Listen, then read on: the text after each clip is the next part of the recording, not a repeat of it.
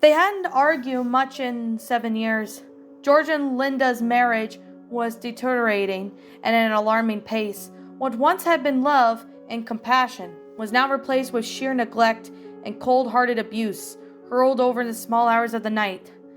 About 8 years ago, George went to Naperville, Illinois, on a business trip. Halfway to Naperville, however, George's car broke down. Rather stupidly, amongst the other things, George had decided to take off the road path heading the direction of the small settlement of Clinton. About a quarter way of his journey, his back right tire burst, cussing to himself. He stopped his car to check the damage to see if there's any repairs could be made. Upon inspection, George found out that he had ridden over a whiskey bottle and it shredded his tire. George was, to say the least, angry with his blunder. He popped out of the back of the car, uncertain as if he had a spare wheel to add in place the broken one. Lo behold, no tire. Ah, hell, George exclaimed. The previous week he had removed the tire to make into a tire swing for his son Devon. Gathering his directions, he decided that he would either have to wait in the boiling sun for someone to drive past or start walking to Clinton, which was still about 4 miles away. Better still, he could walk back to Orena, which he only passed 25 minutes ago. Either way, he'd still be missing his business trip, so he had called ahead and told them that he may not be able to make it. For a reason I explained at the time, the meeting had been pushed back 4 hours, so someone agreed to drive down the intersection to pick him up. Only issue is George sat in his Malibu and stared out of the window into the cornfield.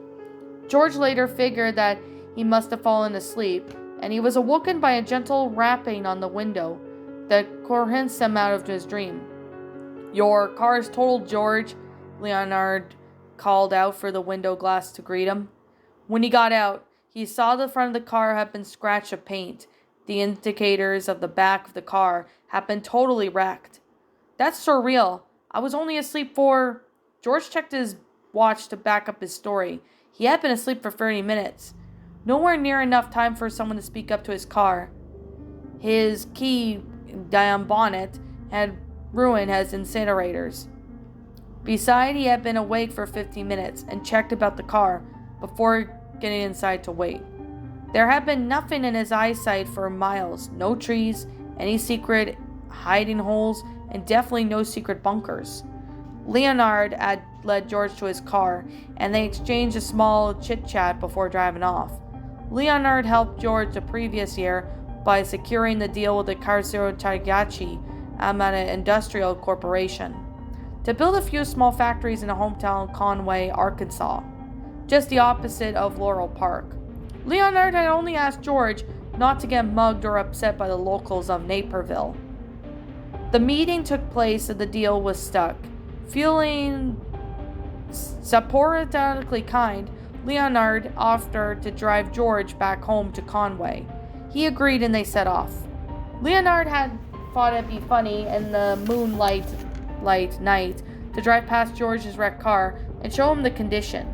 As they passed, they had to stop when they were looking at the car, as they were fairly surprised that someone or something had cannibalized his Malibu. The doors had been sheared off, the windshield had been removed, and his remaining tires were either scavenged or slashed. "Well, I'll be damned," Leonard explained. His hair both on the men's neck stood in the end. They could hear charging feet, an exasperated and tried scream that filled the near air. A young woman of an Asian descent jumped out of the cornfield next to them, and just as surprised to see them as they were of to see her. She hurriedly told them that her name was Mimi, and she stepped out to investigate George's car when she saw a figure standing next to it, rummaging through the back of the car. When she stopped, 2 men approached her from the cornfield. These wearing, she described, scarecrow suits, with extra hay coming out of its sleeves. She then said she was chased down the road by them, and they disappeared. She then explained to them that she heard someone crying for help inside the cornfield and went to see if she could help. But since the corn was only a shoulder height for an average male, she couldn't personally see where she was. No sooner had she got into a cornfield, she had fallen into a small hole. The hole was full of bones. A sharp bone had gashed her Achilles tendon, and she cried out in pain for hours until she passed out. She awoke to find the scarecrow, visaging, standing over the hole and watching her. She then says that she never took her eyes off of them, and it must have been there for 10 minutes, just staring at each other. She then saw them rise into the grass. "Oh my God, you think they're still there?" Leonard told Mimi. Mimi then nodded her head frantically, while George was looking a bit puzzled. "Mimi?" "Yeah, what is it?" Mimi spoke. "You said you parked your close to my wrecked car. I'm standing here and I don't see your car," he counter-argued. Mimi shrugged at the words as she was lost. "You think I'm a liar?" she gasped. She began to weep silently. Leonard hugged her and for her concern about the whole ordeal. That was all over the scarecrow men. Wouldn't harm her again, but the group bundled into Leonard's car and drove off. Mimi then pointed at a map where she lived, and it wasn't very far at all of a drive, maybe 8-minute tops. When they pulled up to the house near this side of the intersection, both George and Leonard both noticed the display of the house in front of them. It was a farmhouse, minus the actual farms. The shutter on the windows had been boarded shut. The top of the floor lagged any windows at all, and the door had a heavy bolts attached to it. "I cannot thank you guys," Mimi chirped happily.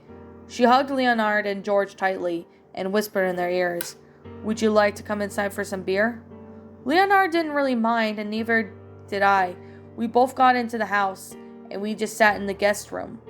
There wasn't really much to look or note. An old wallpaper, old TV, old everything. The seats were then covered in film plastic.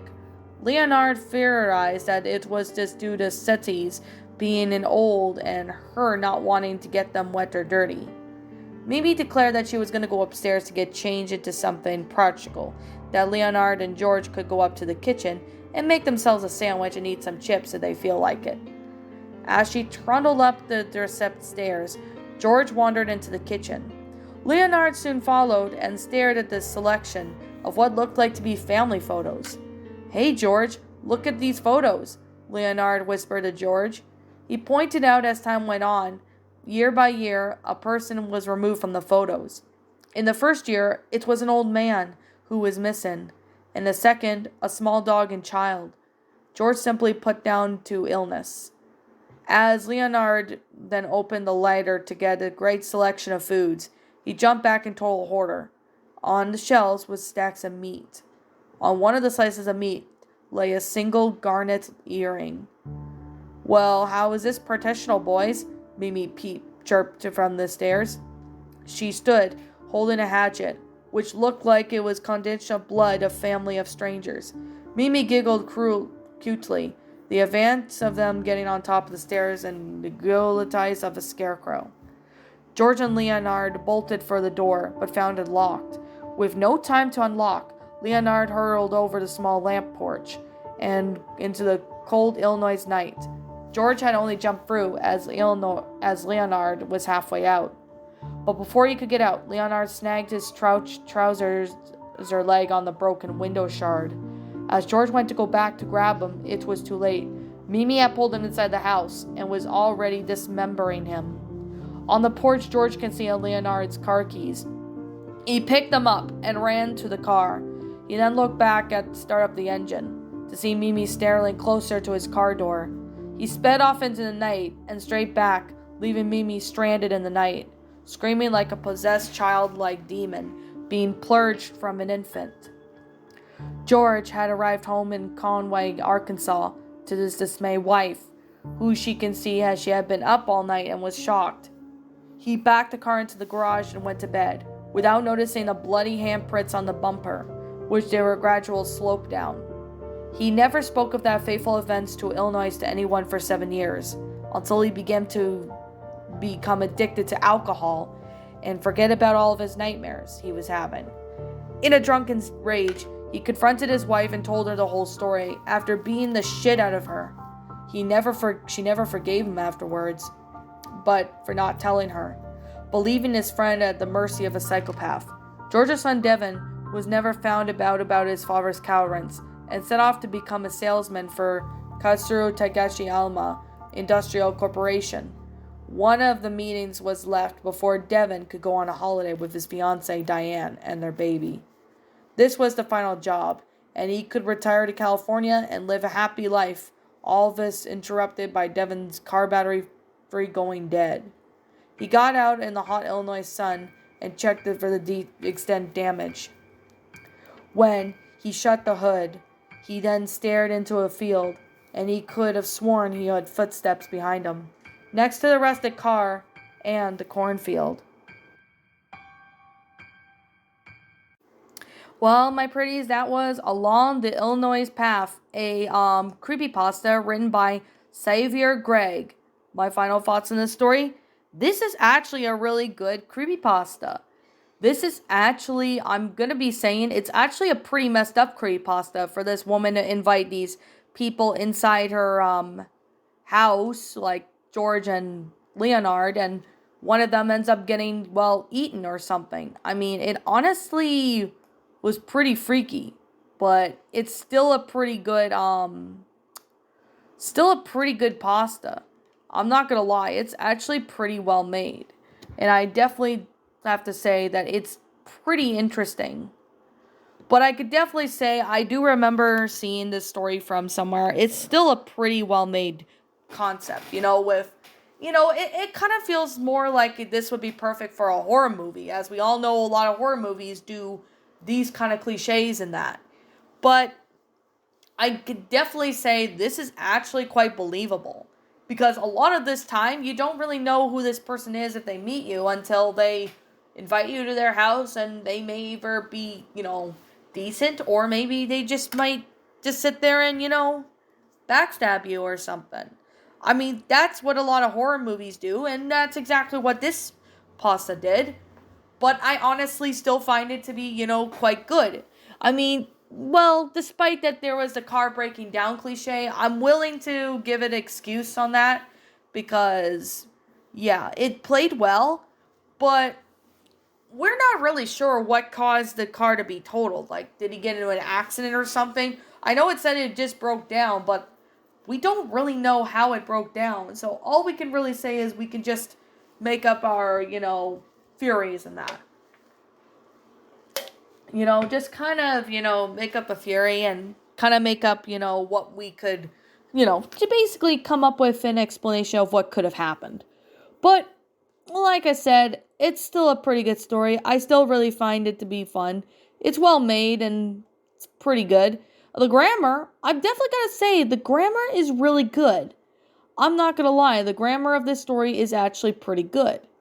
But I'm going to really say that right now, that this story was honestly still a pretty good concept, so to speak, if it makes any sense. So, I guess with that being the case, that being said, to the author of this story, awesome job with this story. This was actually more of like a horror story and a bit of what a horror movie would go out as, but it's still a pretty good story. I'm not gonna lie, I had fun narrating this one. This one was fun to do.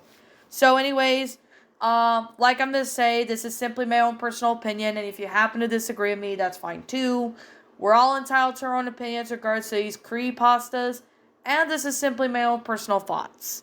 I'm gonna give this story a 10 out of 10. It's a really interesting story, and it does have like a bit of a concept of a, what a horror movie would go as.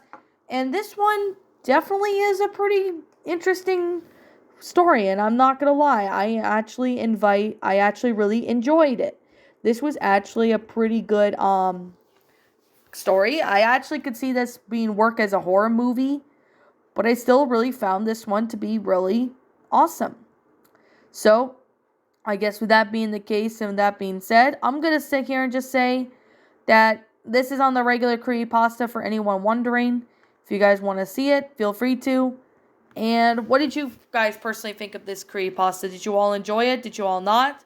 Also, what we have done personally to help make this story a lot better? Feel free to leave me know what your thoughts are down in the comments below. I'm the Lion Queen. Thank you so much for watching today's episode. If you're new to my channel, feel free to leave a like, comment, and subscribe.